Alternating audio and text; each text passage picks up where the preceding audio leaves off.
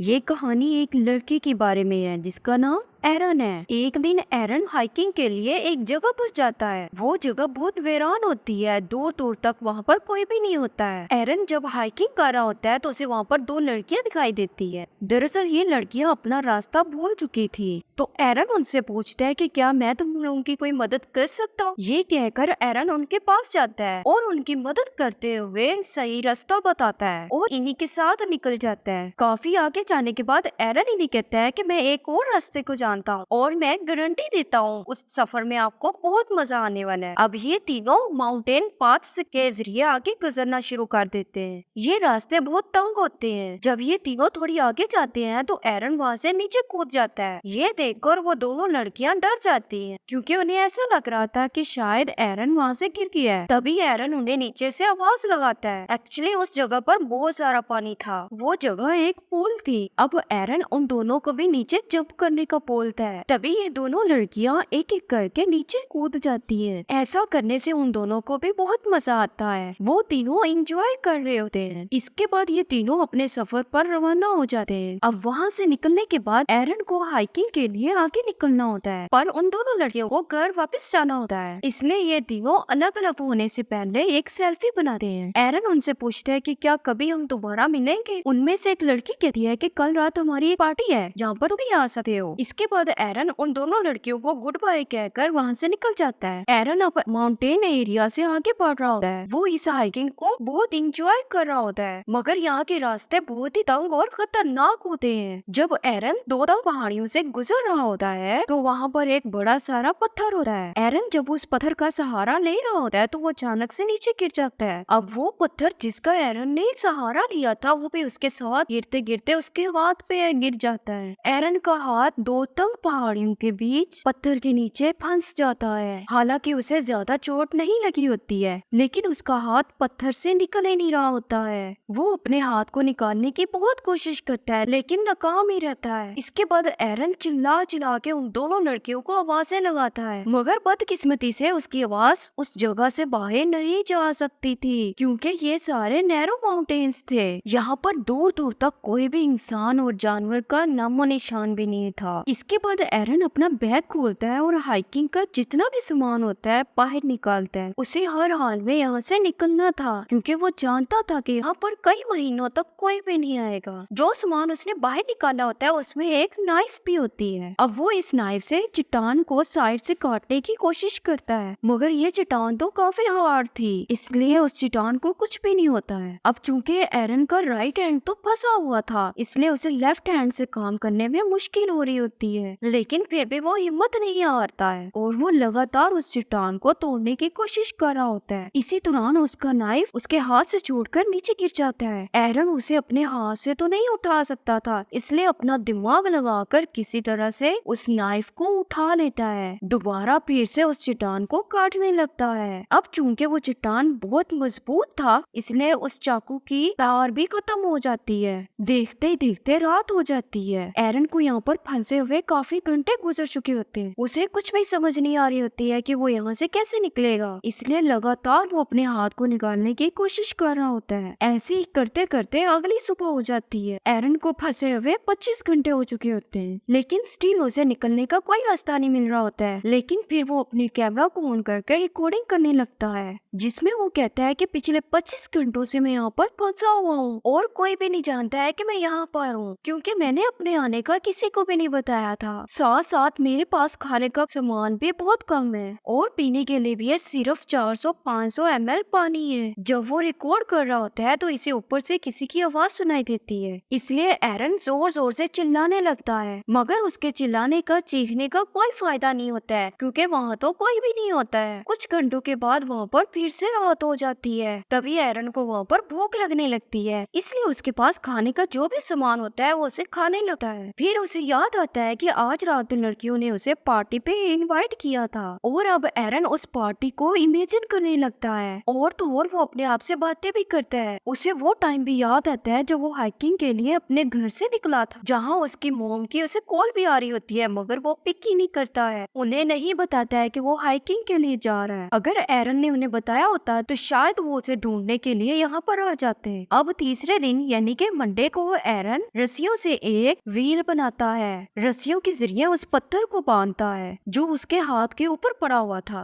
वो रस्सी के दूसरे हिस्से से उस पत्थर को खींचने की कोशिश करता है, लेकिन इतनी स्ट्रगल करने के बावजूद वो पत्थर अपनी जगह से हिलता भी नहीं है। मुसीबत तो बढ़ती जा रही थी क्योंकि 3 दिन गुजर चुके थे। उसके पीने का पानी भी खत्म हो गया था। चूंकि यहाँ पर वो फ्री है, उसके पास करने के लिए कोई काम नहीं है, इसलिए वो यहाँ पर छोटी छोटी चीजों को भी नोटिस कर रहा होता है, जैसे कि एक बर्ड जो आसमान पर उड़ रहा है और कभी कभी वहाँ पर खतरनाक इंसेक्ट्स भी आते रहते हैं। और तो और इस माउंटेन एरिया में एरन को एक दिन में सिर्फ 15 मिनट ही धूप मिलती है, क्योंकि उसके बाद तो धूप चली जाती है। अब 3 दिन से एरन यहाँ पर भूख से अपना हाथ ही काट देगा। ये सोचकर वो अपने हाथ के ऊपर वाले हिस्से को बांध लेता है और उसके पास जो नाइफ होती है उससे बाजू को काटने लगता है। अब चूंकि नाइफ की तार तो खत्म हो चुकी थी, इसलिए उसकी पतली सी स्किन भी कट नहीं पाती है। इस बात से वो काफी डिसअपॉइंट हो जाता है और कैमरा में रिकॉर्ड करने लगता है कि कभी भी सस्ते टूल्स मत खरीदना क्योंकि ये तो बेकार होते हैं। अब इसी तरह करके एक और दिन गुजर जाता है। अब जैसे ही रात होती है तो एरन को अपने पुराने दिन काफी याद आ रहे होते हैं। उसे अपनी फैमिली, बेस्ट फ्रेंड याद आ रहे होते हैं। जब वो उन्हें याद कर रहा होता है तो ऊपर आसमान में बादल आ जाते हैं। देखते ही देखते बहुत जोरों से बारिश होने लगती है। अब चूंकि एरन के पास पानी खत्म हो गया था, इसलिए वो अपनी बोतल में पानी भरने लगता है और उन तंग माउंटेन्स में भी पानी आने लगता है जहाँ पर वो फंसा होता है। देखते ही देखते पानी का लेवल बढ़ता ही जा रहा था, जिसकी वजह से एरन डूबना शुरू हो जाता है। अब चूंकि पानी में ग्रेविटी कम होती है, इसलिए भारी से भारी चीज को भी आसानी से उठाया जा सकता है। तब एरन भी पानी में जाकर उस पत्थर को उठाने की कोशिश करता है। काफी मुश्किलों के बाद वो उस पत्थर को उठा लेता है, जिससे उसका हाथ भी वहाँ से बाहर निकल आता है। तभी एरन वहाँ से निकलकर अपनी गाड़ी की तरफ भागता है, अपनी गाड़ी में बैठकर वहाँ से निकल जाता है। लेकिन ये सब कुछ उसका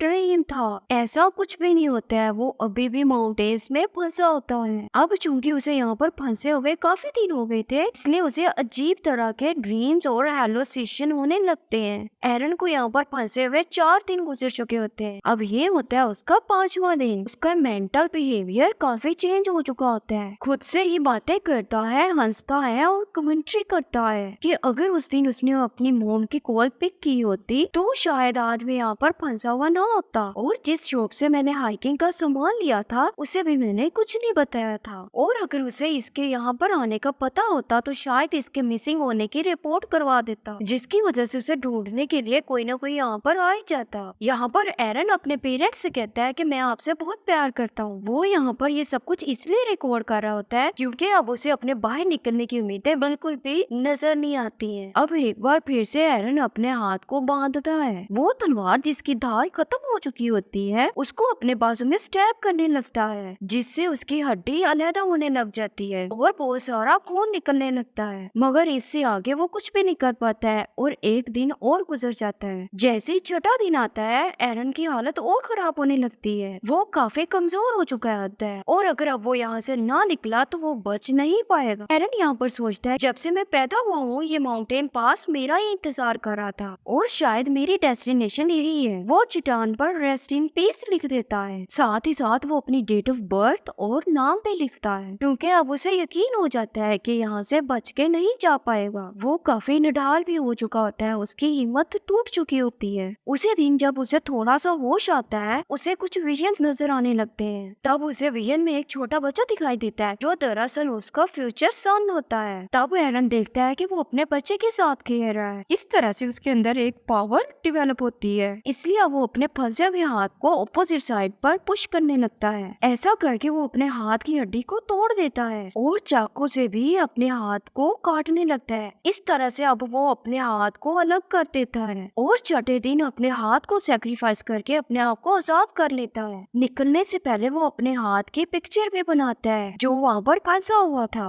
अब एरन बड़ी मुश्किल रात के साथ उस माउंटेन से बाहर निकलता है। बाहर निकलकर वो देखता है कि बारिश का कुछ पानी पड़ा हुआ है। तब एरन वहाँ पर जाकर बहुत सारा पानी पीने लगता है क्योंकि वो काफी दिन से प्यासा होता है, और फिर आगे बढ़ने लगता है। फिर वो उड़ता हुआ बर्ड देखता है जो उसे रोज दिखाई दिया करता था। उसे देखकर उसे ऐसा फील होता है कि आज वो भी इसकी तरह आजाद हो गया, मगर अभी भी उस एरिया से निकलना आसान नहीं था क्योंकि वो जगह काफी बंजर और बड़ी थी। एरन यहाँ पर अपनी हिम्मत नहीं हारता है। इतनी ज्यादा पेन होने के बावजूद वो आगे बढ़ता रहता है। तभी उसे यहाँ पर एक फैमिली दिखाई देने लगती है जो कि हाइकिंग के लिए यहाँ पर आई होती है। तभी एरन उन्हें आवाज लगाता है और वो भागते हुए उसकी मदद के लिए आते हैं। एरन की मदद के लिए सिक्योरिटी को बुलाते हैं, जिसके बाद यहाँ पर एक हेलीकॉप्टर आता है। फिर एरन को हेलीकॉप्टर के जरिए हॉस्पिटल ले जाया जाता है। फिर कुछ देर बाद का टाइम दिखाया जाता है जहाँ पर एरन बिल्कुल ठीक हो चुका होता है और एरन ने जो अपने बच्चे के विजन देखे थे वो भी सच हो जाते हैं, क्योंकि 3 साल बाद एरन एक लड़की से मिलता है और उनकी शादी हो जाती है। इसके बाद एरन का एक बच्चा होता है जो सेम टू सेम उसी जैसा होता है जैसा उसे विजन हुआ था। अब इन 6 दिनों में एरन ने मौत को बहुत करीब से देखा था, लेकिन उसके बाद भी एरन अपना पैशन नहीं छोड़ता है। वो अभी भी क्लाइंबिंग करता है, हाइकिंग के लिए जाता है, मगर वो जहाँ पर भी जाता है वो ये नोट जरूर लिखता है कि कहाँ पर जा रहा है। अब मैं आपको यहाँ पर एक शॉकिंग बात बताती हूँ कि ये कहानी एक रियल इंसिडेंट पर बेस कर रही है, यानी कि ये सच है कि एरन ने उन सारी मुश्किलात का सामना हकीकत में किया था। वहाँ पर खाने पीने का सामान भी बहुत कम था, लेकिन अच्छी बात ये थी कि उसने वहाँ पर हिम्मत नहीं हारी। यही वजह थी कि उसने 5 दिन तक सरवाइव कर लिया। एरन अपने एक इंटरव्यू में ये भी कहते हैं कि अगर वो अपना पहले हाथ काट देता तो उसका बहुत सारा खून निकल जाता, मगर जब उसका जिस्म बहुत कमजोर हो चुका था तो उसका खून भी बहुत कम निकला था। वो कहता है कि अगर वो अपना हाथ ना भी काटता तो वहाँ पर मर जाता। इस तरह से एरन ने अपने न खत्म होने वाले जज्बे को दिखाया। इसी के साथ ये मूवी यहाँ पर खत्म हो जाती है।